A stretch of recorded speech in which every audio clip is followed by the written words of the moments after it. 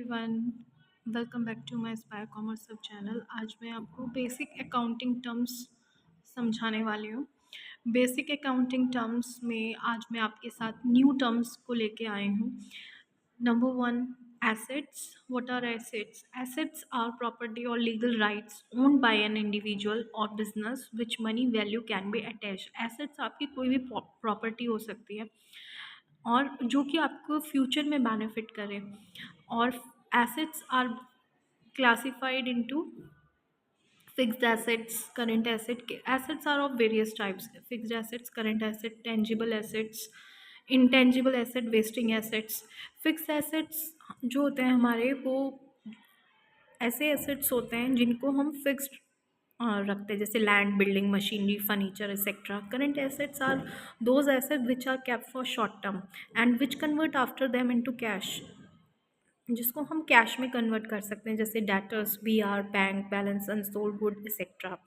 Third is tangible asset. Tangible assets can be seen and touched and have physical existence like building, furniture, land, computer.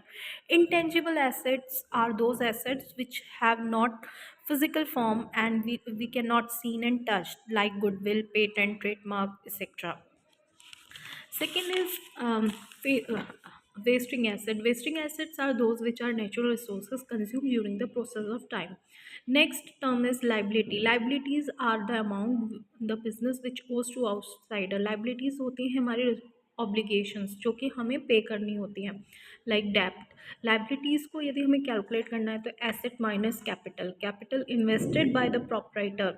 यदि हम कोई भी proprietor capital invest कर रहा है, वो हमारी लाइबिलिटी है, but an internal liability. Liability that is payable to outsider.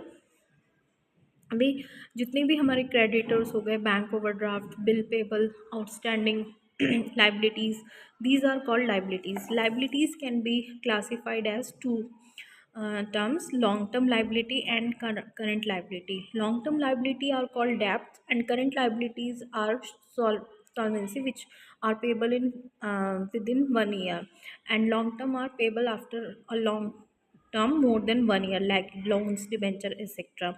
Next term is yours capital. जो भी प्रोपराइटर कैपिटल इन्वेस्ट करता है अपने बिजनेस में, उसको हम कैपिटल बोलते हैं।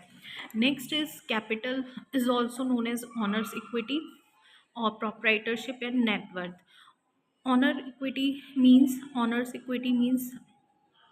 Honours claim against the assets of the business.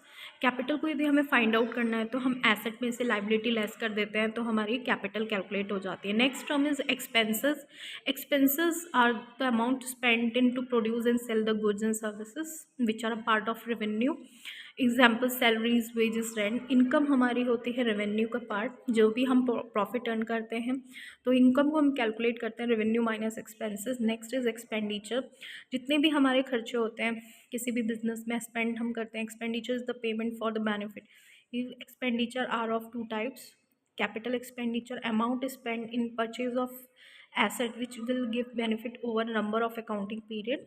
So capital expenditure is shown on the asset side of balance sheet, for example purchase of furniture or computer. Next is revenue, amount which result of operation is added to capital. Next is debtor, credit sale of goods। यदि हम एक goods को cell कर रहे हैं और उसको हम डेटर बोलेंगे, जिससे हमें पैसा लेना है और हमने क्रेडिट सेल करी, तो वो डेटर्स हैं। Which when goods are sold to a person on credit, that person is called debtor. यदि हम गुड्स सोल्ड कर रहे हैं किसी पर्सन को क्रेडिट पे और जो पैसा हमें मिलेगा वो डेटर कहलाएगा। जो हमें पैसा मिल रहा है तो हम डेटर हैं। Creditor means when goods are purchase on credit. यदि हम किसी से उधार पे खरीद रहे हो और हमें उसका पैसा देना है तो हम क्रेडिटर्स उसको बोलते हैं, क्रेडिटर्स। Next is goods. तो जो भी आइटम है जो कि स्टॉक का पार्ट है वो आपके गुड्स कहलाते हैं। कॉस्ट होती है जो भी आपकी अमाउंट है, जो भी आप एक्सपेंडिचर, जो उसकी कॉस्ट लगी है किसी भी प्रोडक्ट की। गेन होता है कोई भी profit, operating gain. Stock is the tangible property. Stock next term is stock inventory, और वो एक तरह की टेंजिबल प्रॉपर्टी है जो कि एंटरप्राइज होल्ड करता है for the purpose of sale. Next is opening stock. Opening stock means beginning inventory. Beginning inventory, जो भी साल के शुरू में आपके पास स्टॉक होता है काउंटिंग पीरियड के, उसको हम ओपनिंग स्टॉक बोलते हैं। और क्लोजिंग स्टॉक जो भी हमारे साल के अंत में स्टॉक बचा है, जैसे कि work in progress, semi finish goods and closing ने, तो वो हमारा क्लोजिंग स्टॉक कहलाता है। परचेजेस होता है जो भी हम गुड्स को परचेज कर रहे हैं, उसको हम खरीद रहे हैं तो परचेज बोलेंगे उसको हम। और purchase can be A cash and credit purchase, कुछ भी हो सकता है goods purchase.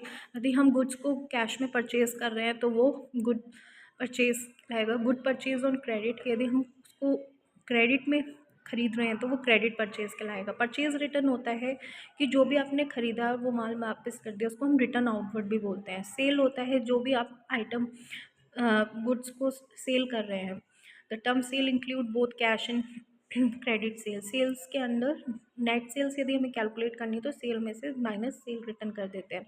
When goods are sold for cash they are called sales, but if goods are sold and payment is not the amount of sale, it refer to credit sales. Sale return are goods sold when returned by the purchaser, are term sale return. Next is loss. If the owner equity means good lost in theft, हमें किसी भी तरीके से हो सकता है यदि हम लॉस की, यदि हम डिस्काउंट दे रहे हैं या चोरी हो गई है, so it also arise from events of non recurring nature.